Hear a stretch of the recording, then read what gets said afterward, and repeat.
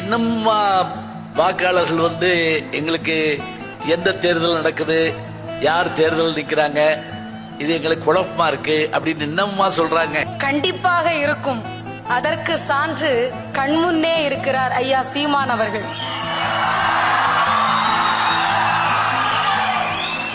ஏன் சொல்கிறேன் என்றால், நான் எல்லோரையும் சொல்லவில்லை, பேசுகின்ற போதே குழம்பி போகிறார்கள் பாமரர்கள் என்று சொன்னேன்.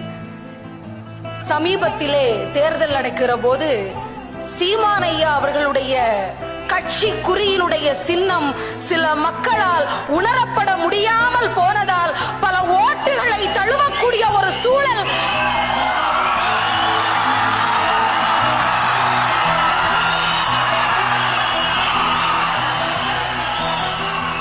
இதே தமிழ்நாட்டில் தானே நடந்தது.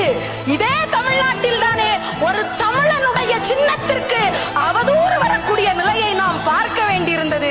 இதைவிட பெரிய சான்று பாமரர்கள் குழம்பி போவதற்கு தேவைப்படுகிறதா?